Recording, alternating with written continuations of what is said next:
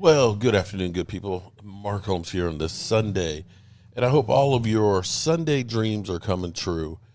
And I'm going to say I'm feeling a little bit down because I'm having a feeling that as much as we hope that the Cowboys would actually do something different, I don't think that they are. I really don't. And I'm afraid that we're going to be in for another Miles Austin, jeez, a Micah Parsons through the summer into training camp type situation. I just have no faith in him. In fact, thinking that the Cowboys will actually have some more cap room without doing anything. This is the crazy thing is the Cowboys are in the best situation they've been in forever. And I've kind of wondered, since they actually are above the cap right now, knowing that they're going to get $18 million of rollover, knowing that they'll end up getting some more relief just by the salary cap going up, that they may not do anything. They don't have to do anything. When we talk about the Cowboys could get $100 million, this is not the first time they could have gotten money by kicking the can down the road. They're too short-sighted to understand that today's dollars are not the same a couple years down the road. For example, here's the way to look at this. Dak Prescott, $60 million this past season is really the year before $55 million, which 2 years before was $40 million. So if you end up signing a guy today at $60 million with the salary cap constantly going up, and I was pointing out to people because here's where people say, oh, the salary cap's not going to go up much. I did this exercise yesterday, and Roger Goodell wants an 18-game season. Okay? 18-game season. Here's the thing. The NFL gross revenue is somewhere around $21 million last year. That's with 18 weeks. If the NFL, for example, does go to an 18-week schedule, more than likely they'll put 2 bye weeks in there, which makes it more advantageous to be able to have games elsewhere. Because if you're going to go ahead and say, well, you've got to go to, China to play a game, you go the week before your bye week. You get used to playing the time frame and so on. But let's say you take that $20 billion, divide it by 18 weeks currently. You come up with roughly a little bit over $1 billion per week. Well, you're now adding 2 more weeks. Your team may not be playing, but there's content that's NFL that will be, and you're probably going to be watching football. So if you take that formula, there's literally going to be about $2.25 billion more added to the revenue stream. Divide that by 32, because there's 32 teams, and then multiply it by 0.48, which is the share that the players have for the salary cap. They get 48%. The league gets 52, each of the teams. That comes out to $37 million.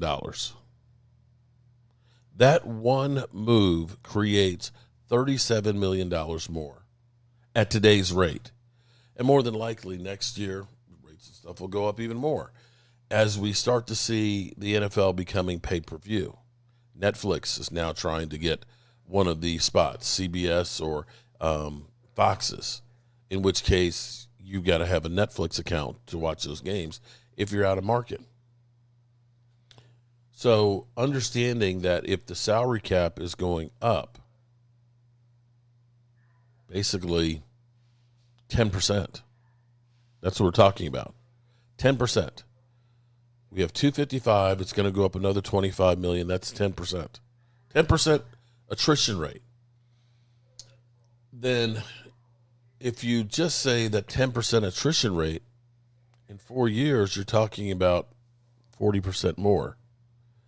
So signing a guy today, even if the contract is a little bit higher, if you kick it down the road, it's going to have a lessened effect. The Cowboys don't understand that Because, see, this is where we shouldn't be talking about Micah Parsons' contract. We should be talking right now about Deron Bland and Tyler Smith, getting them locked in now because they still have a year. If you lock them in at today's rate, you're not actually paying them until down the road when the percentages will actually be lessened. And this is where I don't think the Cowboys understand the general principles of math, of inflation, of how to work the cap and why it's advantageous to kick the can down the road.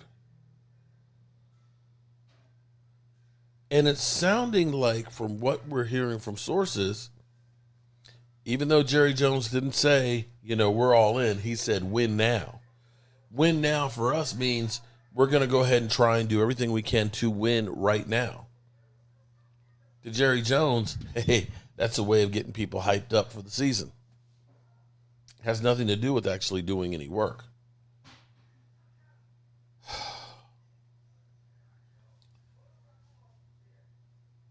Micah Parsons isn't the only person out there that's going to get a new contract. Others will be getting a contract, and then the more people that get contracts, the more the contracts are going to be. It behooves you to do the contract now. Get it out of the way, kick the can down the road, and move on to try and bring in some other players. Cowboys, unless they're playing an okie doke on us, where they're faking us out, I don't think that's going to happen. And we've been here long enough to think nothing's made them change. So why would they change at this point? They still get worth more money. And I bet you come when they do the evaluations at the beginning of the season, the Cowboys will be worth $11 billion. And will have done nothing to actually earn it. So, yeah. Be skeptical. If something happens, hey, let's have a party. But don't expect anything to happen with the Cowboys. Sick of this bullshit, man. Hope y'all are having a great Sunday. Go down here and get ready to cook some dinner. And I'll see you guys real soon. Peace out.